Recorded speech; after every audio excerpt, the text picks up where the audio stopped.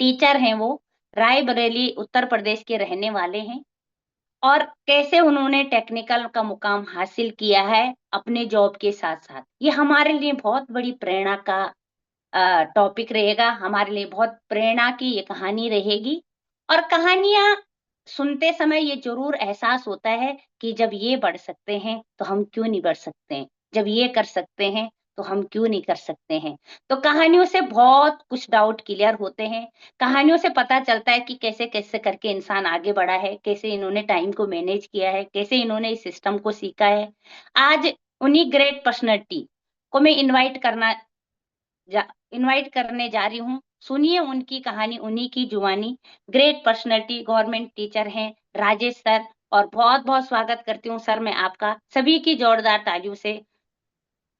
Most चलिए। Welcome sir, बहुत-बहुत स्वागत है आपका और आइए और अपना एक्सपीरियंस सभी तक शेयर करें। मोस्ट वेलकम सर, बहुत बहुत धन्यवाद बहन आपका, सुषमा बहन जी मोस्ट आपका। वेलकम। Thank you. और सादर अभिवादन स्वीकार करिए आप सभी साथी रायबरेली से राजेश का। और मैं सबसे पहले अपने परमपिता परमेश्वर को प्रणाम करता हूं, तत्पश्चात अपने माता पिता जी के चरणों में श्रद्धा सुमन अर्पित करते हुए और अपने सभी ग्रेट गुरुओं को प्रणाम करता हूं कि उन्होंने इतना शानदार पोर्टल बनाया, इतना शानदार मौका दिया कि हम सारे लोग सुबह सुबह ही अपने आप को ऊर्जावान, अपने आप को बिल्कुल सक्रिय कर सके। रोज हमारी बैटरी सुबह ही इस मैरेकल मॉर्निंग में चार्ज होती है और उसके बाद हम लोग पूरे दिन काम करते हैं। इसके लिए मैं सभी गुरुजनों को नीचे से ऊपर तक जितने भी हमारे गुरुजन हैं, परम श्रद्धेय जर्नैल सर से लेके प्रमोद सर और राकेश सर, सभी गुरुजनों को प्रणाम करते हुए आगे आज की अपनी बात को मैं रखता हूँ। और बहन सुषमा बहन जी हम सबके लिए प्रेरणा का स्रोत है। जब भी बीसी सर के प्रोग्राम में रहे हैं तो आपकी जो आपकी स्टोरी है, आपकी जो फोटोज लगाते हैं, तो हमारी इस टीम में जितनी भी बहनें होती हैं उन सबको एक अलग सी ऊर्जा, उत्साह और उनके अंदर एक विश्वास जगता है। और आपको मैं बहुत बहुत आभार व्यक्त करता हूं और बहुत आपका धन्यवाद व्यक्त करता हूं कि आपने एक मुकाम स्थापित कर दिया जो हम और हमारी जितनी भी बहनें हैं उनको प्रेरित करती है कि नहीं, मैं भी कर सकती हूँ। अगर सुषमा बहन कर सकती है तो मैं भी कर सकती हूँ। चलिए फ्रेंड्स, मेरा जो जन्म है वो रायबरेली में एक ब्लॉक है, सरीनी ब्लॉक के धनपालपुर ग्राम सभा में हुआ। बचपन हमारा, चूंकि हमारे पिताजी कोल माइंस झारखंड धनबाद में एज ए एम्प्लॉयड थे, सेंट्रल एम्प्लॉयज थे कोल माइंस में, तो मेरी पढ़ाई लिखाई बचपन में बाबूजी के साथ ही हुई। मैं पिताजी के साथ धनबाद में रहता था और प्लस टू तक का जो हमारी एजुकेशन हुई है वो वहीं आरएसपी कॉलेज झरिया धनबाद में है, वहीं से मैंने किया। उस समय वो बिहार हुआ करता था फ्रेंड्स। उसके बाद आगे की पढ़ाई के लिए हम लखनऊ यूनिवर्सिटी आ गए और लखनऊ यूनिवर्सिटी से हमने ग्रेजुएशन किया। लॉ भी मैं कर रहा था, एलएलबी भी मैं कर रहा था, तभी हमारा सिलेक्शन जो है बीटीसी एक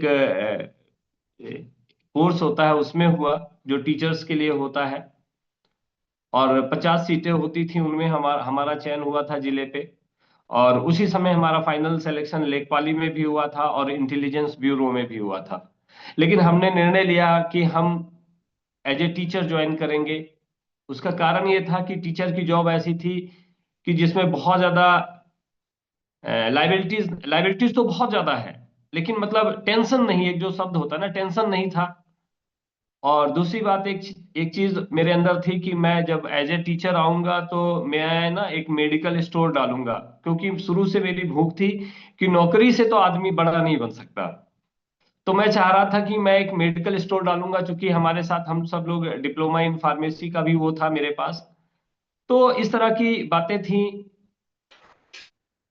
तो इसी बेस पे हमने टीचिंग जॉब को चुना और बहुत मजा भी आया। 2007 से लेकर 2011 तक मैं रायबरेली डाइट में रहा और यहाँ पर बहुत सारे लोगों को बहुत सारी तरह की चीजें हुई, टीचरों को, और सारे दायित्वों का निर्वाह किया। फिर हमारे ब्लॉक में एबीआरसी एक पद होता है, तो मैं दीन शाह गौरा, एक ब्लॉक है रायबरेली में, उस ब्लॉक का मैं एज ए एबीआरसी रहा।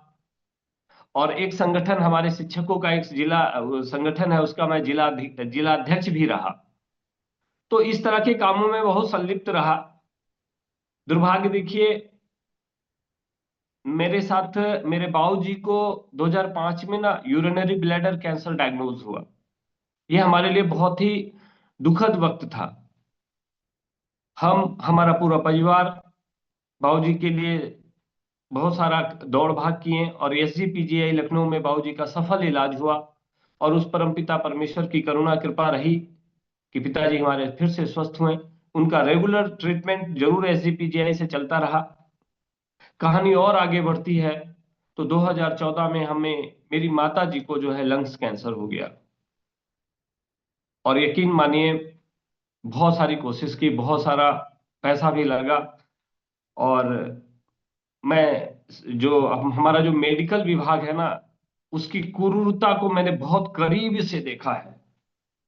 मैं ऐसा नहीं कहता कि सारे डॉक्टर्स ऐसे होते हैं, लेकिन ये चीज तो तय है कि मतलब मैं कह नहीं सकता इस पोर्टल पे, लेकिन मतलब ऐसी ऐसी चीजों के लिए इतना ज्यादा वो किया गया कि वो मेरे लिए बहुत कष्टप्रद रहा।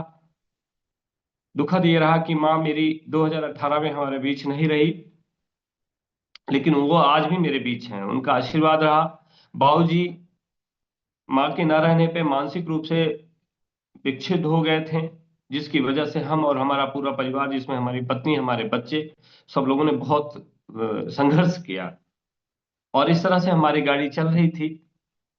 हमें आरसीएम जो है, सबसे पहले हमारे एक अभिन्न मित्र जिसने हमारी बहुत मदद की, मेरा एक रोम रोम उसका ऋणी है, वो है हमारे विमल गुप्ता सर। हम दोनों लोग लखनऊ में रूम पार्टनर रहे। उन्होंने हमें सबसे पहले आरसीएम बताया और मैंने उनको बोला भी कि yes, I can do it, मैं करूंगा। मैं लखनऊ गया था और लखनऊ में उन्होंने हमें बताया, मैंने कहा ठीक है भाई, मैं करता हूँ। और फिर मैं रायबरेली आ गया, अपने जॉब में लगा रहा। और धीरे धीरे ना तो उन्होंने मेरा फॉलो अप लिया और ना मैंने, मतलब बातचीत होती रही लेकिन इस विषय में कोई बातचीत नहीं हुई। नतीजा ये हुआ कि 2 साल बीत गए। 2 साल बाद हमारे बड़े भैया, कजन ने हमें फिर से आरसीएम का प्लान दिया। और जब उन्होंने दोबारा हमें प्लान दिया तो मुझे भैया विमल की याद आई और मैंने बोला, विमल भाई, मैं भैया ने भी मुझे आरसीएम बताया है, अब मैं क्या करूं? तो उन्होंने यही बोला कि आप भैया को ज्वाइन करो। और इस तरह से मेरा आरसीएम में आया बड़े उत्साह के साथ। लेकिन मैं 2 3 4 साथियों को बताया, जो मेरे बहुत करीबी लंगोटिया यार थे, उनको मैंने बताया तो वो लोगों ने मेरा मजाक उड़ाया। और नतीजा ये हुआ कि मैं वापस अपने आप में बोला, नहीं, मैं एज ए यूजर रहूंगा, मैं काम नहीं कर पाऊंगा। अच्छा, एक प्रॉब्लम और थी। कई जगह मैंने बोला तो कुछ लोगों ने बोला, अरे अध्यक्ष जी, चूंकि मैं जिला अध्यक्ष के उस पे था, तो अरे अध्यक्ष जी, आप ये भी ये सब क्या लेके आए? आप सर जिला अध्यक्ष हैं, आपके अंदर कुछ लाइबिलिटीज हैं, आप समझिए सर, आप एज ए बीआरसी हो सर। तो मैं सोचा करता था कि मैंने कौन सा गलत काम कर दिया। फ्रेंड्स, सबसे ज्यादा सीरियस जब हुआ, जब 2021 में हम कोविड से ग्रसित हो गए, यानी हमें कोविड हो गया था और मैं क्वारंटाइन में रहा। और वो 14 दिन 15 दिन हमारे जीवन के लिए बहुत ही वो रहा। उस समय मैं इतना व्याकुल था, इतना परेशान था अपने परिवार के लिए, अपने बच्चों के लिए। मैंने 1 करोड़ तक का टर्म बीमा के लिए मैंने अप्लाई किया, सब कुछ किया, लेकिन उन लोगों ने उस समय नहीं किया कोई बीमा। मेरी सबसे ज्यादा चिंता थी कि मेरे बाद मेरे बच्चों का क्या होगा, मेरे परिवार का क्या होगा। और उस समय मैंने परम श्रद्धेय परम पूज्य डीके सर, मनोज वर्मा जी, इन लोगों को, सर को सुना। उसके बाद एक निर्णय लिया कि अगर मैं काम करूंगा तो आरसीएम जैसा प्लेटफॉर्म मेरे जीवन में है, तो मुझे इधर उधर भटकने की कोई जरूरत नहीं है। कोई टर्म पॉलिसी, कोई किसी चीज की कोई मतलब नहीं, बस 3 साल गुरुदेव जो बता रहे हैं, जो हमारी ग्रेट अपलाइन बता रही है, उनके कहे हुए रास्ते पे काम करते चले जाओ, काम करते चले जाओ, बहुत बड़ा काम हो जाएगा, बहुत बड़ी नेटवर्क टीम बन जाएगी। इसी तरह से मैंने फिर उसके बाद, परमपिता परमेश्वर आप सबकी करुणा कृपा रही कि मैं स्वस्थ हो गया, मैं पुनः ठीक हो गया। और फिर उसके बाद फ्रेंड्स, मैंने प्लान को, अपने सिस्टम को फॉलो किया।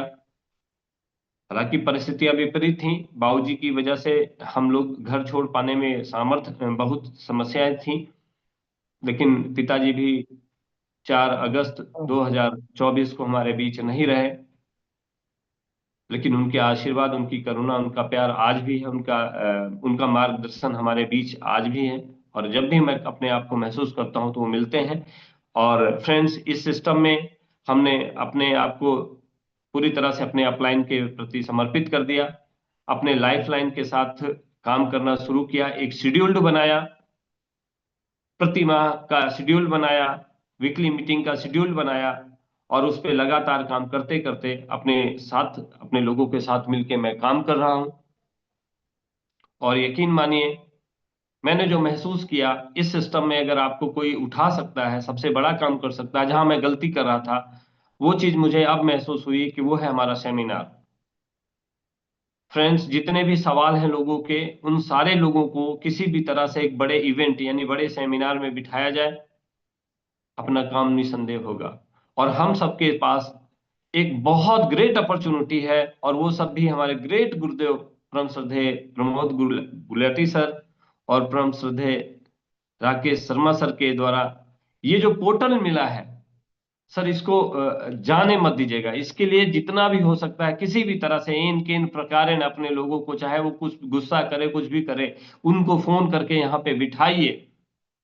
यकीन मानिए, कोई ना कोई जो हमारे नॉलेज को एप्सूल में जो लीडर सर लोग आते हैं, उनकी कही गई बात जो है बहुत ही मतलब बहुत ही जरूरी चीज हमको मिल जाती है कि हम इस सिस्टम में कैसे सफल हों। तो ये बहुत बड़ा अपॉर्चुनिटी है। अपनी टीम को, अपने लोगों को, सबको लेके यहाँ पे आना है। और चूंकि हम सबको ये चीज हमेशा ध्यान रखना है कि हम इस सिस्टम को कर क्यों रहे हैं। सबसे ज्यादा जरूरी काम है कि हम इस सिस्टम को कर क्यों रहे हैं। अगर ये चीज हमारा डिसाइड हो जाएगा, मैं अपनी बात करूं तो मुझे ये पूरी पूरी व्यवस्था जब समझ में आ गई, पूरा डायरेक्ट सेलिंग समझ में आ गया, तो मैंने एक टारगेट बनाया कि मेरी 3 बहनें हैं और तीनों बहन बेरोजगार हैं। तीनों की आईडी मैंने लगाई, मेरे बच्चों की मैंने आईडी लगाई, और मैं काम सब पे कर रहा हूं। और यकीन मानिए, आज सबके पास ठीक ठाक इनकम जा रही है। यानी स्टार पिन पे मेरी बहन भी हैं, मेरे बेटे भी विनर के पेन पे हैं। इस तरह से सबके पास ठीक ठाक इनकम जा रही है। आप देखो सर, दुनिया का एक शानदार मौका है अपने पास। काम अभी तो मैं ही कर रहा हूं। बच्चे, चूंकि मेरा बेटा बड़ा पीएचडी कर रहा है इलाहाबाद यूनिवर्सिटी से, तो मैं उसको डिस्टर्ब नहीं कर रहा हूं। बट एज ए यूजर वो लगातार सामान खरीदते हैं और खाते हैं और बहुत प्रेरित है। तो इस तरह से हम लगातार अपना एक लक्ष्य बनाकर अपना क्यों स्पष्ट करें, क्यों जरूरी है। तो हमने अपने क्यों को स्पष्ट किया, और हम चाहते हैं कि हम इस मिरेकल मॉर्निंग अपने गुरुदेवों के आशीर्वाद और उनके बताए हुए रास्ते और सिस्टम को फॉलो करते हुए इसी 2025 में अपने टीम में 5-5 हमको टेक्निकल दोनों तरफ खड़ा करना है। ये मेरा अपना संकल्प है। और जो भी साथी हमारे साथ लगे हुए हैं, हे परमपिता परमेश्वर, किसी भी तरह से उनके अंदर ऐसा जोश, ऐसा उत्साह, ऐसा विश्वास भर दीजिए कि एक एक साथी रॉयल्टी से नीचे तो आए ही ना। और इसके लिए मैं काम करूंगा, मतलब जितना हो सकता है उतना मैं लगातार संघर्ष करके उनके लिए मेहनत करूंगा, और हर हाल में उनको वहां तक पहुंचाऊंगा। ये मेरी जिम्मेदारी है, क्योंकि अगर वो मेरे टीम में आ गए हैं, मेरे परिवार में आ गए हैं, तो कुछ भी हो जाए, आप चाहे जैसे भी हो, हम आपको उस मंजिल तक लेके जाएंगे। इस सिस्टम का जो रॉयल्टी वाला फल है ना, वो मैं आपको खिला के रहूंगा, मैं आपको दिला के रहूंगा। यही हमारे अंदर एक जोश है और एक विश्वास है कि ये होके रहेगा, क्योंकि ये हमने ठान रखा है। और जितने हमारे वाइटल और उससे वाइटल के लेवल पे साथी हैं, बस मैं आपसे यही कहूंगा कि फ्रेंड्स, ये जो मौका है ना, मिरेकल मॉर्निंग, इसको जाने मत दीजिएगा। इसके लिए जो कुछ हो सकता है करिएगा, और आप अपने ग्रेट अपलाइन के टच में रहिएगा। अगर आप 24 से 48 घंटे के अंदर आपका फोन आपकी अपलाइन के पास नहीं जा रहा है, तो यकीन मानिए आपका जो ना एंटीना हिल जाएगा। इसलिए फ्रेंड्स, सबसे ज्यादा जरूरी है कि अपने अपलाइन के टच में रहिए लगातार। अपलाइन चाहे गुस्सा करें, चाहे जो कुछ करें, लेकिन आपको उनके टच में रहना है, सिस्टम में बने रहना है। और एक ही बात के बाद अपनी बात को हम समाप्त करेंगे कि नर हो ना निराश करो मन को, नर हो ना निराश करो मन को, कुछ काम करो, कुछ काम करो, जग में रहकर कुछ नाम करो। यह जन्म हुआ किस अर्थ अहो, समझो जिसमें यह व्यर्थ न हो। कुछ तो करो उपयुक्त, इस तन को नर होना निराश करो मन को, नर होना निराश करो मन को। एक अपॉर्चुनिटी आपको मिली है, इसको हमको आपको कैश करना है। बहुत बहुत आभार, बहुत बहुत धन्यवाद अपने ग्रेट गुरुदेव Premlal sir, doctor Premlal sir, general sir, परम श्रद्धेय परम पूज्य प्रमोद गुलाटी जी, और हम सबके ग्रेट गुरुदेव राकेश शर्मा सर, और भी बहुत सारे गुरुदेव जिनसे मैंने बहुत कुछ सीखा हूं।